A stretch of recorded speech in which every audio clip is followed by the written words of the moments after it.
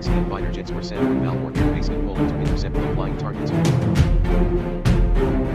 آج کی بہت بڑی بریکنگ نیوز ترکی سے نکل کر آ رہی ہے۔ ترکی اور یونان ایک بار پھر سرد موسم میں آمنے سامنے آ گئے۔ ترکی کے 14 جنگی طیارے یونان میں گھس گئے۔ یونان کا سب سے بڑا ایئرپورٹ تباہ و برباد کر دیا۔ یونان کا جوابی وار ناکام۔ دونوں ممالک میں ایک بار پھر خطرناک ترین جنگ چھڑ گئی۔ ترکی کا مزید علاقوں پر تابڑ توڑ حملے کرنے کا عندیہ اور فضائی بمباری کا اعلان سامنے آ گیا۔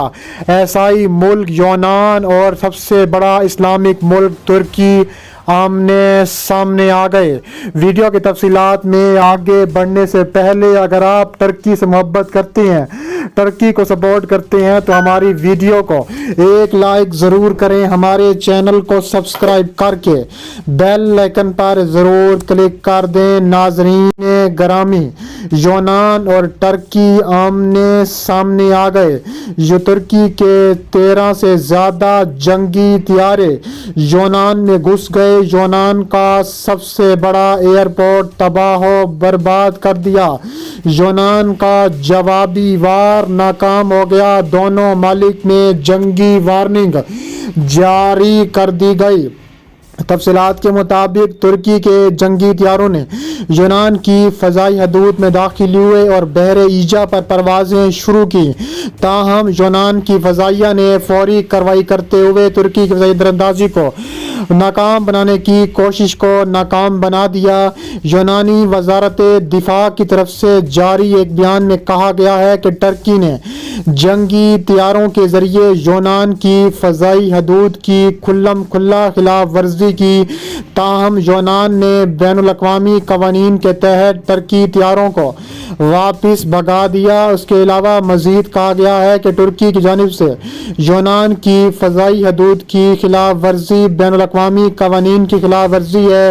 یہ پیش رفت ایک ایسے وقت میں سامنے آئی جب چند روز قبل سفارتی ذرائع نے بتایا تھا کہ ترکی نے مشرقی بحیرہ روم میں بحر ایجا میں فوجی مشقیں شروع کی ہیں، اور مزید کہنا ہے کہ یونان جنگ نہیں بلکہ امن چاہتا ہے اور ترکی کے ساتھ کشیدگی میں کمی لانے کا خواہاں ہے۔ تاہم یونانی حکومت نے ترکی سے یک طرفہ کارروائیوں اور اشتعال انگیز بیانات باری بند کرنے کا مطالبہ کیا ہے۔ ذرائع کا کہنا ہے کہ ایتھنز انقرہ کے ساتھ سمندری تنازع اور حدود کے تعین کے لیے تعمیری بات چیت کا خواہاں ہے۔ اس علاقے میں جنگی مشقوں کا آغاز کرنے سے قبل ترک صدر نے یونان کو نتائج سے خبردار کیا ہے کہ کئی اشروں بعد دوبارہ ان دنوں ترکی اور یونان کے مابین شدید کشیدگی جاری ہے۔ اس کے علاوہ گیس کے ذخائر کا بھی ہے۔ ترکی کے صدر رجب طیب اردوان نے یونان کو خطرناک ترین خبردار کرتے ہوئے کہا ہے کہ وہ مشرقی بحیرہ روم میں بڑھتی ہوئی کشیدگی کے حوالے سے مذاکرات کرے ورنہ نتائج بھگتنے کے لیے تیار رہے۔ افتتاح کے موقع پر خطاب کرتے ہوئے ان کا کہنا تھا کہ وہ سمجھ جائیں گے کہ ترکی میں غیر اخلاقی نقشوں اور دستاویزات کو پھاڑنے کی سیاسی، معاشی اور فوجی طاقت موجود ہے۔ ترکی کے صدر کا اشارہ مشرقی بحیرہ روم کے ان علاقوں کی طرف تھا جنہیں یونان اور قبرص نے اپنا خصوصی معاشی سمندری زون قرار دے رکھا ہے۔ خطے میں اپنے مسابقتی دعووں کے لیے دفاع کے لیے تمام فریقین نے وہاں بحری اور فضائی فوجی تعینات کر رکھی ہے۔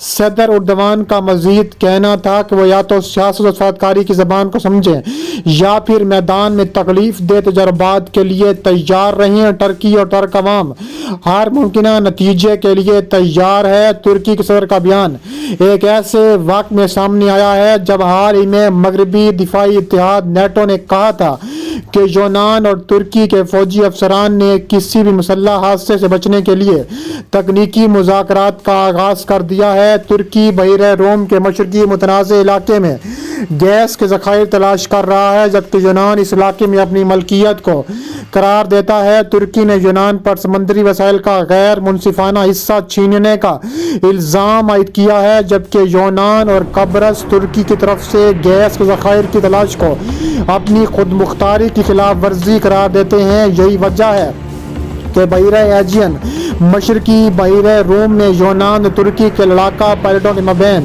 اشتعال انگیزیوں میں کئی گنا اضافہ ہو چکا ہے۔ گزشتہ ماہ ٹرکی اور یونان کے دو بحری جہاز بھی آپس میں ٹکرائے تھے، جس میں کوئی زخمی نہیں ہوا تھا، لیکن بحری جہازوں کو ہلکا نقصان پہنچا تھا۔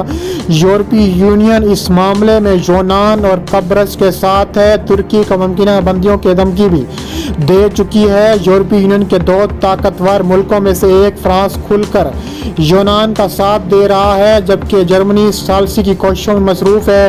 دوسری جانب ترکی کے صدر نے ہفتے کو واضح کر دیا ہے کہ اس پر کوئی سمجھوتہ ممکن نہیں۔ ترکی اس وقت تک کسی بھی طرح کی شراکت کے لیے تیار نہیں ہے جب تک یہ منصفانہ نہ ہو۔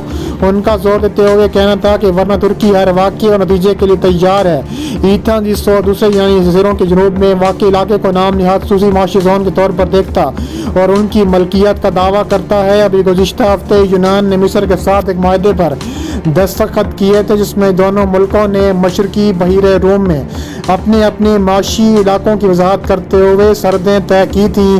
ترک حکومت نے اس معاہدے کو سمندری ڈاکوں کا معاہدہ قرار دیتے ہوئے کہا ہے کہ یہ علاقہ اس کی ملکیت ہے، اور ساتھ ہی اس نے گیس کی تلاش کا وہ سلسلہ دوبارہ شروع کر دیا ہے جسے اس نے جرمن چانسلر انجیلا میرکل اور یورپی یونین کی ہالسی کے بعد فیبرवरी میں ترک کر دیا تھا۔ مشرقی وسطی کے امور کے ماہر اسٹیفن رول نے DW کو انٹرویو میں کہا ہے کہ یہ تنازع قدرتی گیس کے ذخائر اور معاشی زون سے کہیں زیادہ بڑا اور شدید ہے۔ ان کے مطابق ترکی اور مصر لیبیا میں بھی ایک دوسرے کے خلاف آمنے سامنے ہیں، اور یہاں بھی اسی روایت دشمن کا تسلط دیکھنے کو ملتا ہے۔ ترکی اور یونان کے مابین تیل اور گیس کے ذخائر کے قبضے پر شروع ہونے والی کشیدگی ایک بار پھر بڑھتی ہوئی دکھائی دے رہی ہے۔